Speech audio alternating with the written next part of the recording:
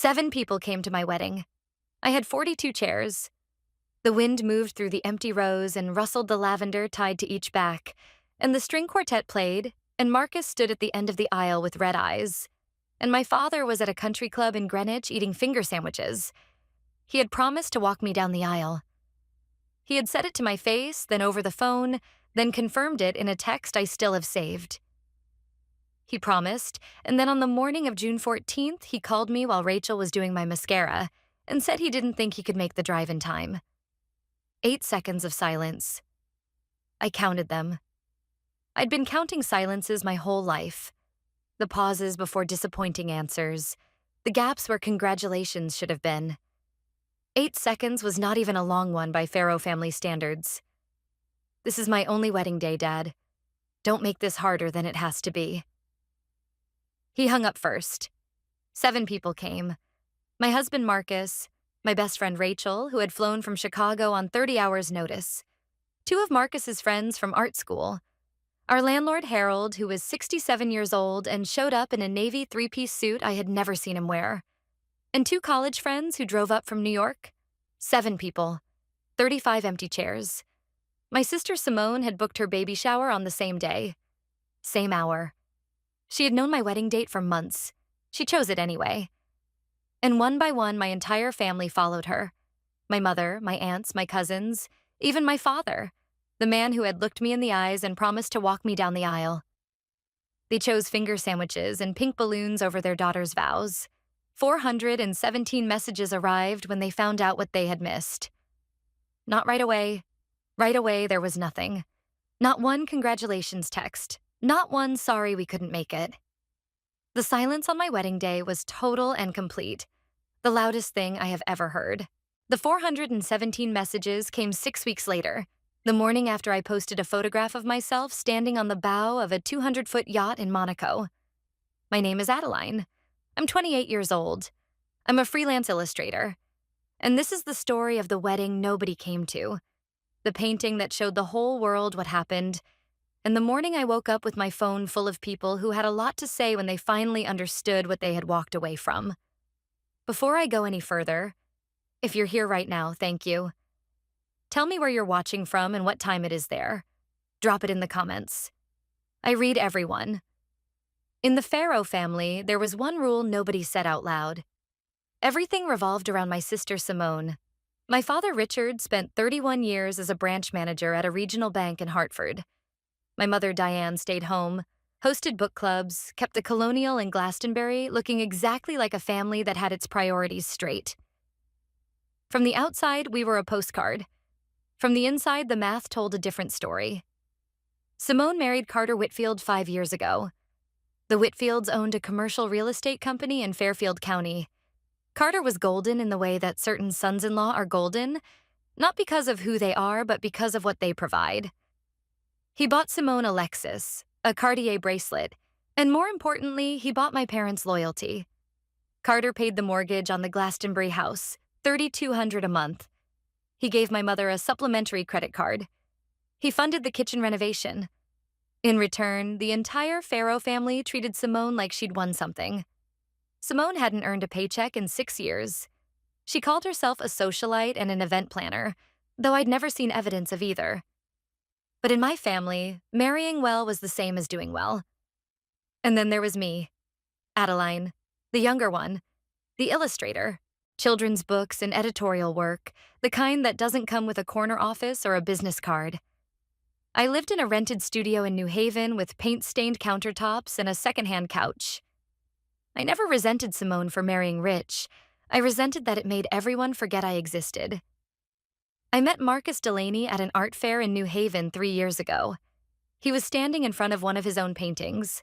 A large oil piece, a woman reading on a fire escape in Brooklyn, the light catching her hair just right. And he was frowning at it like it owed him money. I laughed. He turned. Something in his eyes, a quiet, focused intensity, made me stop walking. Marcus was a contemporary realist painter. Oil, mostly. Portraits and urban landscapes. He had the kind of talent that people in the art world call rare, and my family called not a real job. He sold pieces through small galleries, took commissions when they came. Some months were good. Some months we ate a lot of pasta. We were building something honest, and that mattered more to me than any quarterly bonus. My family never saw it that way. Thanksgiving, 8 months before the wedding, I brought Marcus to the Glastonbury house for dinner. Simone arrived in the Lexus carrying 2 bottles of Napa Valley Cabernet. $200 a bottle, she made sure to mention. I brought a pie I'd baked from scratch. My mother placed the wine on the table with both hands like it was a sacrament. She didn't mention the pie. Over turkey, my father leaned toward Marcus with that particular smile, the one that pretends to be friendly. "So, Marcus," he said, "when are you getting a real job?" Carter chuckled from across the table. Simone tilted her head and said, "At least Adeline has someone, right?" Her voice soaked in pity. Marcus said nothing. He reached under the table and squeezed my hand. In January, Marcus proposed. No ring at first, just a question asked softly while we were lying on the studio floor, surrounded by half-finished canvases, snow falling outside the window. He'd later carve a ring from reclaimed walnut. It was the most beautiful thing anyone had ever given me. I called my parents that weekend. June 14th, a small garden ceremony near Mystic, Connecticut. 42 guests, wildflowers, an arch Marcus was building from salvaged wood. My father's first response: "June 14th, let me check. Not congratulations, not I'm so happy for you. Let me check." He called back 2 days later. "I'll be there, sweetheart. I'll walk you down the aisle. I promise." I held those words like glass. My mother asked how much it was costing. She didn't ask if I was happy. Simone sent one text. "Congrats. Let me know if you need help with anything." Then silence. No follow-up. No phone call. No offer to taste cake or look at flowers. From the sister who called herself an event planner, the silence was conspicuous. I should have known something was wrong when Simone didn't argue about the date. She always has opinions about everything. This time she said nothing. Silence from my sister is never a good sign. 3 weeks before the wedding, my Aunt Patricia, my mother's older sister, the family's designated gossip, said something that knocked the breath out of me. "Honey, are you going to Simone's shower too, or just the wedding? They're the same day, right?" I was standing in the kitchen holding a paintbrush, turquoise dripping on the floor. "What shower?" "The baby shower. June 14th, at the club in Greenwich." I had not gotten an invitation. I called Simone. She answered on the 3rd ring, her voice bright and rehearsed. "Oh my God, Addie. I didn't realize the venue Carter booked only had June 14th available. It's a whole thing with the caterer. I can't move it now. But your wedding is in the afternoon, right? Maybe people can do both." My wedding was at 3 in the afternoon in Mystic. Simone's shower was at noon in Greenwich, an hour and a half away minimum. No one could do both. She knew that. I knew that. The laws of geography knew that. When I checked with Patricia, she confirmed. Simone had sent the baby shower invitations 2 weeks before I mailed my save the dates. 2 weeks before.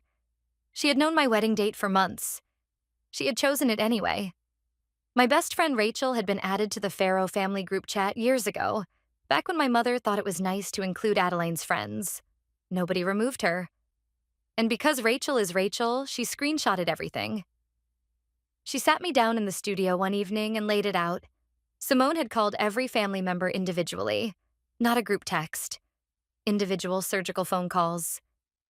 To my mother, "Mom, if you go to Adeline's wedding instead, I'll feel like you don't care about your first grandchild."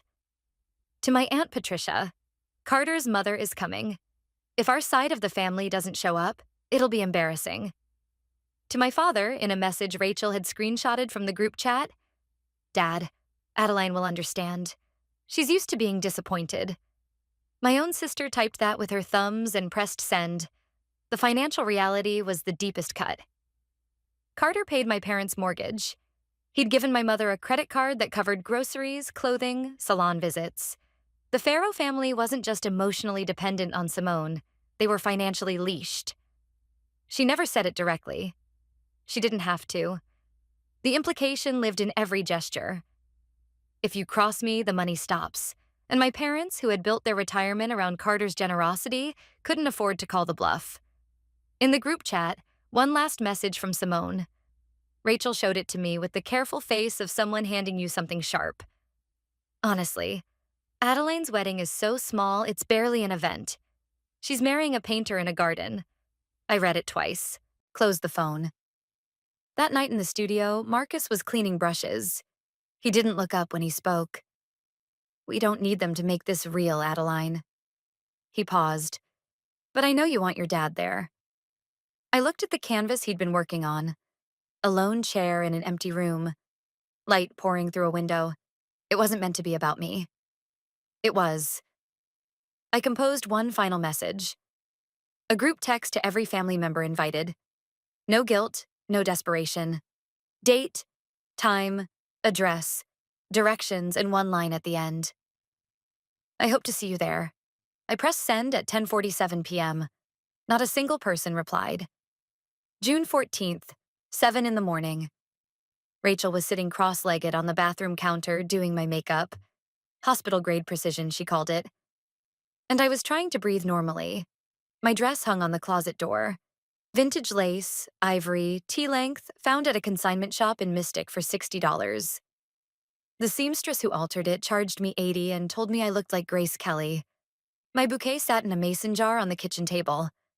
White peonies and lavender from a farm stand in Stonington. My phone buzzed. Dad. I picked up. Rachel watched my face. His voice had been sanded down to nothing. Adeline, honey. I don't know how to say this. With the drive, your mother and I don't think we can make it to Mystic by 3. 8 seconds. I counted them. 8 seconds were the entire architecture of my childhood. Every Father's Day card, every daddy, look what I drew. Every time I chose to believe he loved me equally. Collapsed like a house built on sand. You promised, Dad. I know. I'm sorry.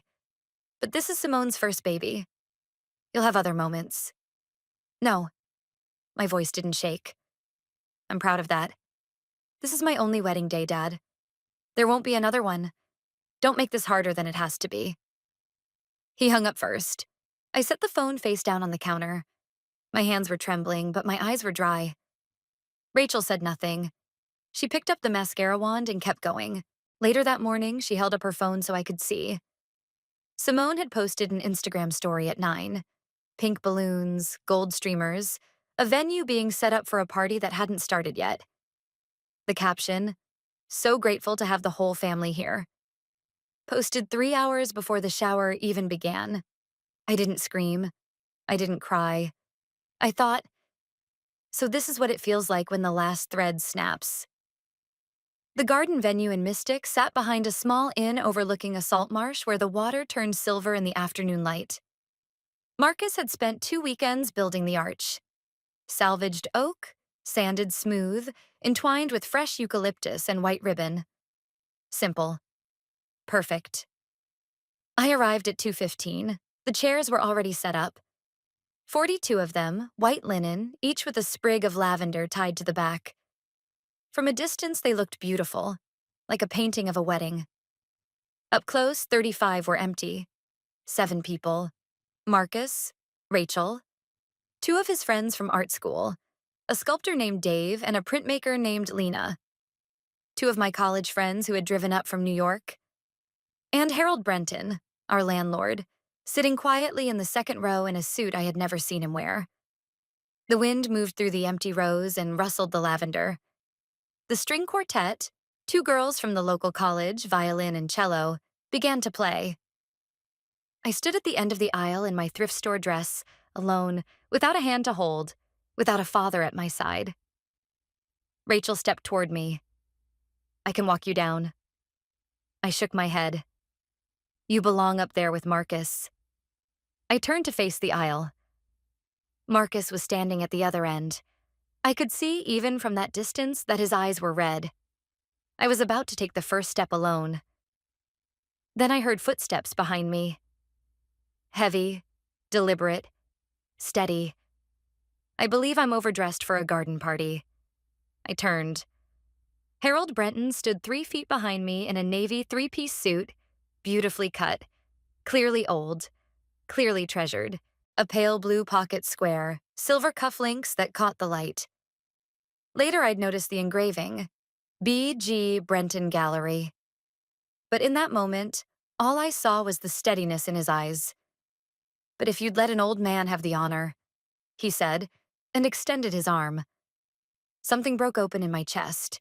Not the sharp kind of breaking, the kind where light gets in. I looked at this man, our landlord, the quiet figure who brought us tomatoes from his garden in August and drank black coffee in our studio and told Marcus to push the light warmer by half a degree. And I understood something I hadn't fully understood before. Harold wasn't just kind. He had been paying attention. He had shown up. "Harold, you don't have to." "I know I don't have to. I want to." His voice was calm, firm. "Your father should be here. But since he isn't, someone who actually values you should be." I took his arm. We walked. The path between the chairs was short, maybe 40 steps. Harold moved at an unhurried pace, measured and deliberate, the pace of someone who understood that this moment deserved to be walked through rather than hurried past. I walked beside him, and I looked at the 7 faces in those chairs. These people had driven here, had gotten on planes and rearranged their Saturdays, had sat in rows for a garden ceremony that wasn't going to make anyone's highlight reel. They came because I mattered to them. Not because they needed something from me. Not because there was a financial structure holding them in place. Not because walking away would cost them anything. They came because they chose to. That is a different kind of showing up. I had spent years not being able to see the difference. The 7 people in those chairs stood up. Rachel already crying, the quiet, contained kind. Dave and Lena smiling. My college friends with their hands pressed together in front of their mouths. Marcus at the end of the aisle pressing the back of his hand against his lips, trying to hold himself steady, not entirely succeeding. The ceremony lasted 12 minutes. Our officiant, a retired judge, kept it short. We said our vows. Marcus had written his on a piece of canvas primed in gesso. I'd written mine on the back of one of my illustrations. We both cried. We both laughed. 7 people clapped. And in that garden, on that June afternoon, it was enough. It was more than enough. It was the realest thing I had ever been part of. If you're here, if Harold stepping in made your chest tighten the way mine did that day, you already know why this story matters. Tell me in the comments if someone unexpected ever showed up for you when family didn't. I read every single one. And stay with me, because the story doesn't end at the altar. After the ceremony, we held the reception in the same garden. No ballroom, no DJ, no 5-tier cake. We ordered pizza from a place in downtown Mystic. Rachel had brought 3 bottles of wine, nothing fancy. Dave connected his phone to a portable speaker and we danced on the grass until the fireflies came out. It was joyful. It was imperfect. It was ours. When the music faded and Marcus was helping fold tables, I sat in one of the empty chairs and opened my phone. 0 messages from my family. Not a single one. No congratulations. No sorry we couldn't make it. No thinking of you today. Nothing. As though the event hadn't happened. As though I hadn't happened. I opened Instagram. I knew I shouldn't. But I did. Simone had posted 14 photos. The Greenwich Country Club, pink and gold balloons, a dessert table that probably cost more than my entire wedding, my aunt laughing with a champagne glass, my uncle holding a gift bag, and my father. My father standing beside Simone, his hand resting on her belly, grinning. The last photo was a selfie. Simone in the center, glowing, surrounded by faces I'd invited to my wedding. The caption, "Surrounded by love. Family is everything." She typed that while I was saying my vows. That night, back in the studio, Marcus and I lay on the old futon. The windows were open. Crickets poured in like music. We had taken the lavender from the chairs and put it in jars all over the apartment. It smelled like the wedding had followed us home. Marcus stared at the ceiling. His hand was in mine. I married the most talented, most stubborn, most beautiful woman I've ever known. In a garden with 7 witnesses. He turned to face me, and I wouldn't trade it for a ballroom with 300. I tried to smile. Almost made it. I keep thinking maybe if I'd called one more time. You called enough. His voice was gentle but final, like a door closing on a room I didn't need to enter. You called more than enough, Adeline. He paused, and I heard something underneath it. Not just comfort. Something restrained. Something he wasn't saying. I filed it away and didn't press. What I didn't know, what I wouldn't fully understand for several more weeks, was that Harold Brenton was not simply our kind, eccentric landlord who charged us $800 a month for a studio with 12-foot ceilings. He was not simply the retired art guy who brought tomatoes in August. He had run Brenton Gallery in Chelsea for 22 years. He had represented 43 artists during that time. 7 of them were now in the Whitney Permanent Collection. And 6 months earlier, before the engagement, before the save the dates, before the 42 chairs with their lavender sprigs, Harold had photographed Marcus's work and sent it to a man named Victor Ashland. Victor Ashland was a private collector whose holdings included works by Richter and Hockney, whose name appeared in every major auction catalog in the Western world. A man who, upon seeing Marcus's photographs, had purchased one piece immediately. $85,000. Marcus had known.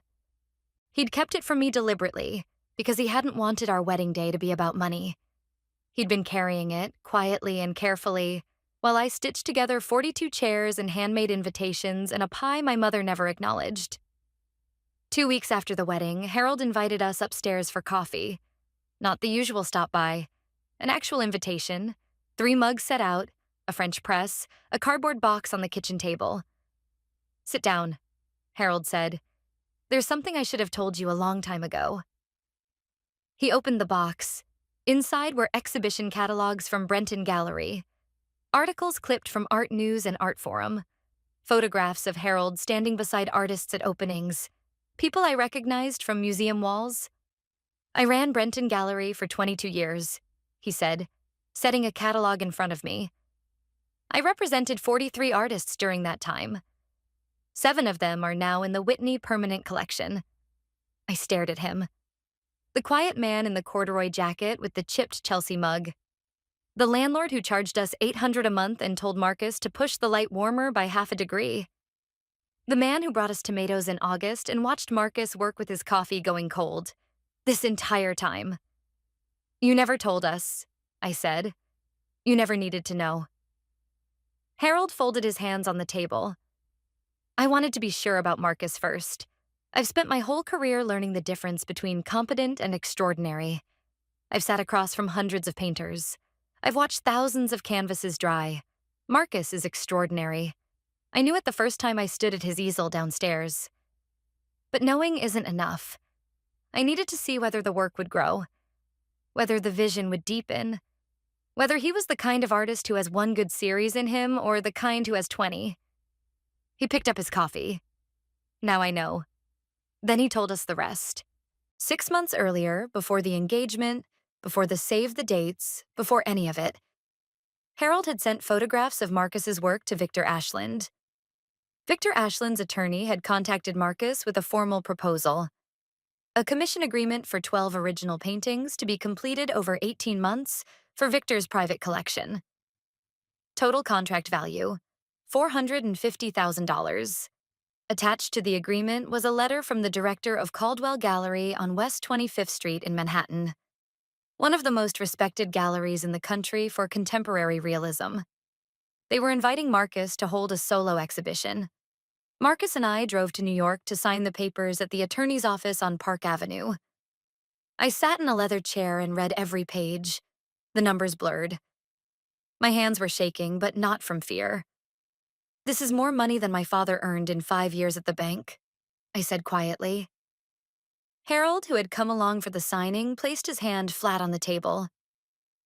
And it's just the beginning. Victor doesn't invest in artists lightly. He's building a relationship, not buying a product. This will open every door Marcus walks toward. Marcus signed. The attorney notarized. The Caldwell director confirmed the exhibition timeline via email that same afternoon. It was real. All of it. Documented, legitimate, binding. We hadn't told anyone. Not a soul. My family still thought Marcus was a man who painted for fun and couldn't pay rent without my freelance income. They had no idea what was building quietly around us. And Marcus had been carrying this, deliberately and carefully through all of it. Through the 42 chairs and the pizza reception and the morning my father called and chose finger sandwiches over his daughter's vows. He had kept the secret so our wedding day wouldn't be about money. He wanted it to be about us. The centerpiece of the Caldwell exhibition would be a series of paintings Marcus had already begun. He'd started them the morning after the wedding. He called them the 7th chair. We hadn't told anyone. Not a soul. My family still thought Marcus was a man who painted for fun and couldn't pay rent without my freelance income.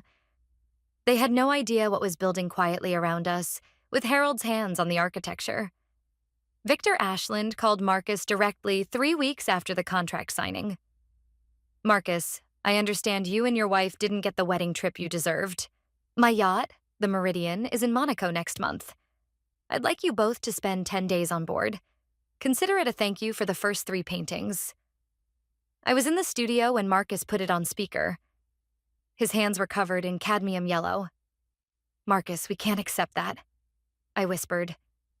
He looked at me. Harold says Victor does this for every artist he commissions. It's how he builds relationships. Professional, not charity. I hesitated. Then I thought about the 42 chairs, about my father's voice on the phone that morning, about the 8 seconds I had counted and the thread that had snapped. And I thought, I have spent my entire life making myself smaller so other people don't feel uncomfortable. Not anymore. I said yes. The Meridian was not a boat. It was a floating cathedral. Our cabin had a private balcony that opened onto water so blue it looked impossible. Someone had placed fresh gardenias on the nightstand before we arrived. The sheets were Egyptian cotton. On the 3rd evening, Victor hosted a dinner on the upper deck. 8 guests, 2 collectors from London, a curator from the Tate, a Berlin-based art critic, their respective partners. Crystal, white linen, candles inside hurricane glass. The sky turned from orange to indigo while we ate. Victor stood and raised his glass. I'd like to introduce Marcus Delaney, the most exciting realist painter I've encountered in 2 decades. His upcoming exhibition at Caldwell Gallery will be called The 7th Chair. I think you'll find his work extraordinary. Marcus described the concept. Paintings about absence, about the empty spaces left behind by people who chose not to show up. A dinner table set for 8 with 1 chair slightly pulled back, untouched. A church pew empty except for a folded program at one end. A row of white linen chairs in a garden, lavender on each one. 35 of them holding nothing but air. The Berlin critic leaned forward. This has biennial potential, he said. The table murmured in agreement. I sat next to my husband, silent, my hand on his knee. For the first time in my life, I was surrounded by people who recognized the value of what we had built, not despite its quiet origin, but because of it. Before dessert, Victor found me alone by the railing. Your husband is gifted, he said. But I think you already knew that long before anyone else did. I did, I said. Thank you for seeing it too. On the last evening aboard the Meridian, I posted a photograph to Instagram. I'm not a social media person. My account had maybe 200 followers. Friends, a few illustration clients, some college acquaintances. I hadn't posted in months. But that evening, as the sun dropped below the Mediterranean and the light turned the water to gold, Marcus wrapped his arms around me from behind. And I reached for my phone. I wanted a record. Not for anyone else. For me. The photo. Me standing at the bow of the Meridian in a white silk dress I'd found at a boutique in Nice. Marcus behind me, his chin resting on my shoulder. The Monaco coastline in the soft distance. On the table beside us, a glass of champagne and Half visible, unintentional. The Caldwell Gallery exhibition catalog with Marcus's name on the cover. I wrote the caption in under 10 seconds. Honeymoon with my husband. Grateful for the people who showed up. No tags, no explanation, no drama. I posted at 9 in the evening, European time, 3 in the morning on the East Coast. Then I put the phone in the nightstand drawer, kissed Marcus goodnight, and went to sleep listening to the water move against the hull. When I woke the next morning, the screen was a wall of notifications. I had to scroll for nearly a full minute to see the bottom. 417 messages. The same family that couldn't send one text on my wedding day suddenly had a lot to say about where I'd spent my honeymoon. 417. I'll let that number sit for a moment. I sat on the edge of the bed and read them the way you'd read an autopsy report. Slowly, letting each one land. My father, 23 missed calls, 11 text messages. The first, Adeline, whose yacht is that? Then call me back. Then, I didn't know Marcus was doing this well. Why didn't you tell us? And finally, at 2 in the morning his time. Honey, please call your dad. My mother, 18 calls, 9 texts. Oh my God, Adeline. Then, is that Monaco? Then, are you okay? Whose boat is that? And inevitably, I'm so happy for you, sweetheart. We need to celebrate when you're back. Celebrate. The woman who couldn't be bothered to text congratulations on my wedding day wanted to throw a party because she saw a yacht. My sister Simone, 7 calls, 3 messages, each more revealing than the last. Wait, what? Then, is Marcus's art actually selling? And finally, Adeline, we should talk. Call me. The rest? Aunts, uncles, cousins, second cousins, people I hadn't heard from in years. OMG. Congratulations. So proud of you. We always knew Marcus was talented. The same people who'd RSVP'd no to my wedding were now lining up to claim they'd believed in us all along. And then, at the very bottom, a message I hadn't expected. Carter Whitfield. He had never texted me directly before in his life. Adeline, is your husband represented by a gallery? I'd love to connect. Carter Whitfield, the man whose money had purchased my family's loyalty, was now trying to network through the sister-in-law he had barely acknowledged in 5 years. I read every message. I did not respond to a single one. Marcus found me on the balcony an hour later, phone face down on the table. He didn't ask what the messages said. He could read it on my face. I'm not going to ignore them forever, I said. But I'm not going to pretend this is okay either. Back in the studio that week, I sent one message to the family group chat. Thank you for your messages. Marcus and I are doing well. For those who are curious, Marcus signed a major art commission 6 weeks ago. The yacht belongs to his patron. Our honeymoon was a gift. I want to be honest. I won't pretend that your absence on June 14th didn't hurt. It did. My father promised to walk me down the aisle and chose not to. My mother chose a baby shower over her daughter's wedding. My sister scheduled her event on my wedding date deliberately. I'm not angry, but I need space. When I'm ready to talk, I'll reach out. Please respect that. I pressed send. For 4 hours, nobody replied. Then Simone posted an Instagram story. A beautiful dinner table, warm lighting, wine glasses. Caption, family dinner tonight. Missing one. As though I had simply failed to attend. As though I were the one who had left. Some people never stop rewriting the story, even when the whole room already knows the truth. 3 weeks after we returned from Monaco, Caldwell Gallery issued the press release. Marcus Delaney, the 7th chair, solo exhibition. Art News ran a preview. ArtNet picked it up the same day. And then the one that mattered. A feature in the New York Times Arts section. A photograph of Marcus standing beside the centerpiece of the show. A garden in luminous afternoon light. An arch of salvaged wood threaded with eucalyptus. 42 white chairs with lavender on each, stretching in neat rows across a green lawn. 7 of them held figures, warm, alive, painted with the tenderness Marcus reserves for people he loves. The other 35 were empty. Sunlight fell across the vacant seats like a question nobody wanted to answer. The title, June 14th. Price, $120,000. Already sold. Victor had claimed it before the exhibition opened. The article used the word extraordinary. On opening night, 200 people filled the gallery. A reporter from the Times approached Marcus. The title, June 14th. Is it autobiographical? Marcus didn't hesitate. Yes, it was my wedding day. 7 guests, 42 chairs. The room went quiet. By morning, the story was everywhere. My father saw the article first.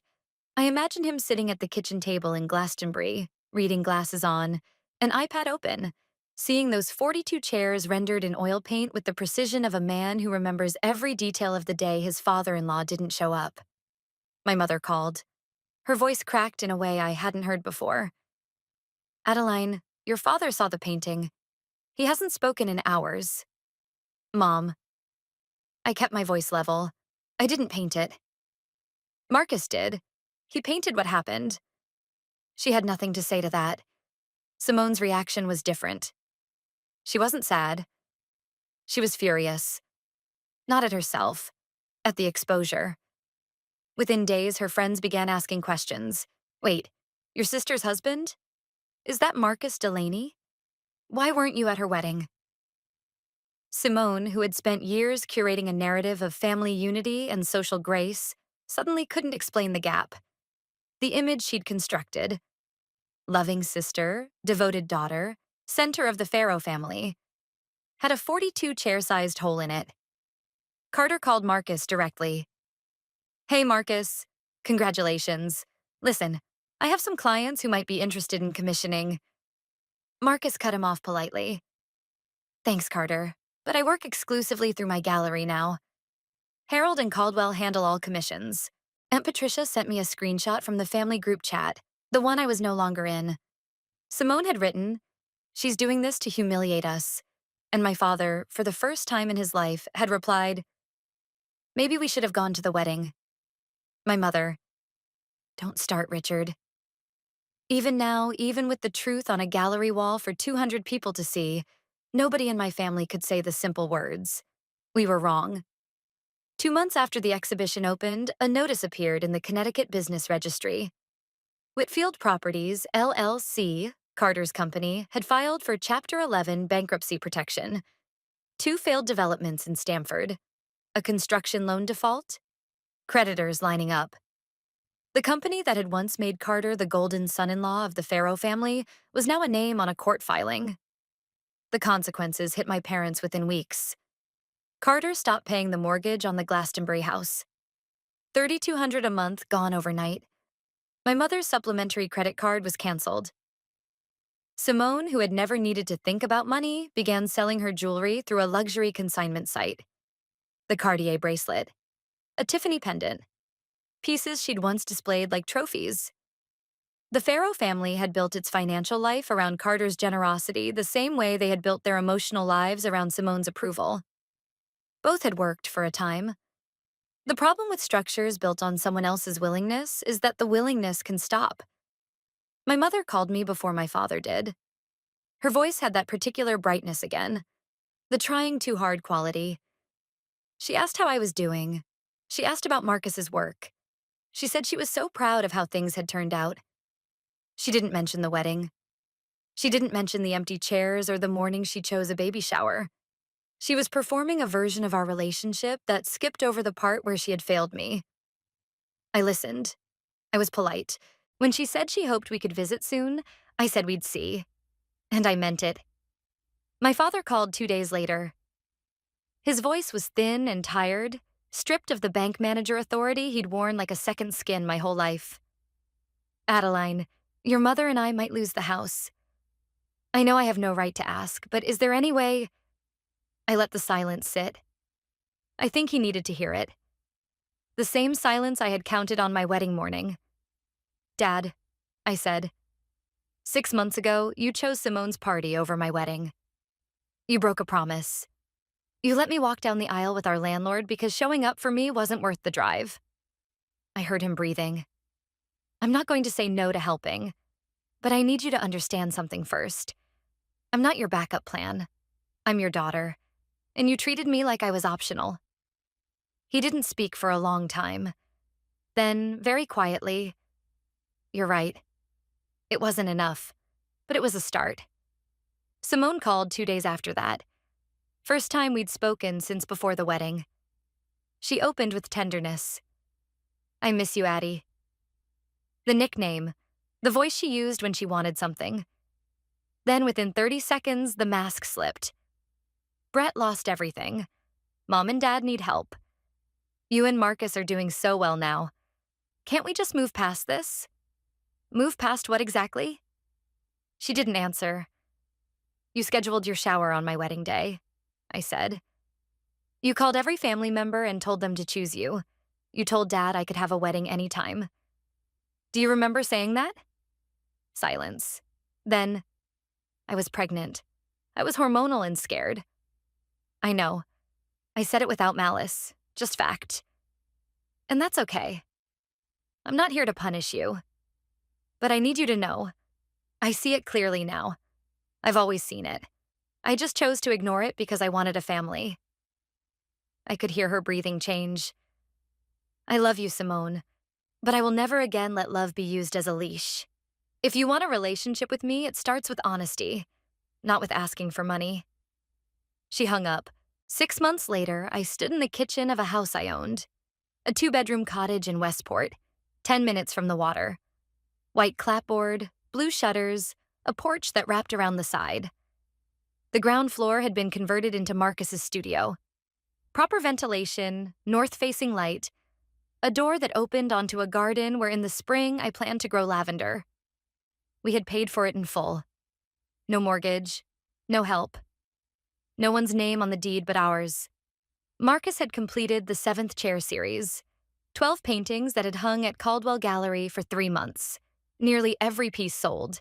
Total revenue exceeded $600,000. The waiting list for his next series was already growing. My own career had shifted too. A major children's book publisher had offered me a multi-book illustration contract after someone from their art department attended the opening. Harold came for dinner every Sunday. He'd drive over in his old Volvo, bring a bottle of wine, nothing expensive, always good, and sit at our table like he'd always been there. Because in every way that mattered, he had. One Sunday, I served roast chicken with herbs from the garden. Harold raised his glass. To the 7th chair, he said. Marcus clinked his glass against Harold's. I clinked mine against both. 7 people at a wedding, and every single one of them still in my life. On a Tuesday afternoon in October, I heard a car pull into the gravel driveway. No one had called ahead. I opened the front door and found my father standing on the porch. Flannel shirt and khakis, hands in his pockets. He looked older than I remembered, not in the way of time passing, but in the way of a man who had been carrying something heavy and couldn't put it down. I didn't come to ask for anything, he said. I waited. I came to tell you I'm sorry, not the kind of sorry that expects forgiveness, the kind that knows it doesn't deserve it. He stood there in the October light, leaves drifting across the porch, and I could see he had rehearsed this. Not because it wasn't genuine, because it was. He needed to say it precisely. I sat in a country club eating finger sandwiches while my daughter got married with 7 people. He said it slowly, one word at a time. I will carry that for the rest of my life. I know, Dad. My voice was steady, quiet. You can stay for coffee? Marcus just made a pot. He came inside. He walked through the house slowly, taking in everything. The studio downstairs, the canvases stacked against the walls, the smell of linseed oil and turpentine that had followed us from New Haven. The garden through the back window, bare now but clearly planned, the beds laid out in careful rows. Marcus's paintings on the walls, not the famous ones, those were at Caldwell or in Victor's collection, but the studies, the sketches, the early experiments that were more honest for being unfinished. In the hallway, he stopped. A small oil painting hung near the coat hooks. June 14th, study number 1. An early sketch. 7 chairs occupied, 35 empty. The lavender on the backs of each chair soft and precise. Marcus had framed it himself with a piece of salvaged wood from the same supply he'd used for the wedding arch. My father stood in front of it for a long time. Long enough that I had time to set down my coffee and watch him. He looked at the 7 occupied chairs and then at the 35 empty ones, and I could see him counting. I could see him doing the math he should have done 6 months earlier, when it would have meant something different. He reached into the bag he had been carrying and produced a picture frame. Inside, a certificate. The Connecticut Statewide Art Award, dated 12 years ago. My name on it. The paper had yellowed slightly at the corners. I remembered the bus ride home. The trophy in the plastic bag. The way it had ended up behind the cereal box on top of the refrigerator while Paige's soccer team photo stayed front and center on the door. "I found it in the attic," he said. "It should have been on the wall 16 years ago." I took it from him. I let him stay for coffee. Simone eventually wrote me a letter. A real one, pen on paper, mailed with a stamp. It wasn't a perfect apology, but it contained one sentence I had been waiting years to hear. "I scheduled the shower on your day. It wasn't an accident. I was afraid that if your wedding went well, everyone would stop needing me." I read that line 4 times. Then I folded the letter and put it in my desk drawer. Not in the trash. Not on the wall. In the drawer, where I could find it when I was ready. My mother calls once a week now. She asks about my work, about Marcus's paintings, about the garden. She doesn't ask for money. It's a small thing. It's a true one. On a Friday evening in November, I'm standing at the back window of the cottage, looking out over the garden. The lavender I planted in the spring has gone dormant for the season, gray-brown stems in neat rows. Marcus is downstairs in the studio. I can hear the soft scrape of his palette knife through the floorboards. In the spring, the lavender will come back. It always does. I pick up my phone. The Instagram post from Monaco is still there in my feed, nestled between months of silence. The meridian at sunset. Marcus behind me, his chin on my shoulder. The Caldwell catalog half visible on the table beside us. 417 messages. From people who couldn't send one on June 14th when it would have mattered. I scroll past it. I set the phone down on the windowsill. Harold is coming for Sunday dinner in 2 days. I need to get lavender for the table. Not from the garden yet. The garden is sleeping. But from the farm stand down the road. The same one where we bought peonies the morning of the wedding. I put on my coat. I open the back door. The November air is cold and clean and smells like the end of something and the beginning of something else. And I stand in the doorway for just a moment before I step out. Here's what I want to ask you. Not about my family. Not about the 42 chairs or the 417 messages or the painting that went for $120,000. About you. When was the last time you answered a call from someone who only reaches out when they need something? Not when they want to talk. Not when they want to catch up. When they need something. And when you answered, did you feel it? That particular weight, the one that tells you the call isn't about you at all? Tell me in the comments. Your answer, in your own words. Because that call will come again. For all of us. The question is just what you'll do when it does.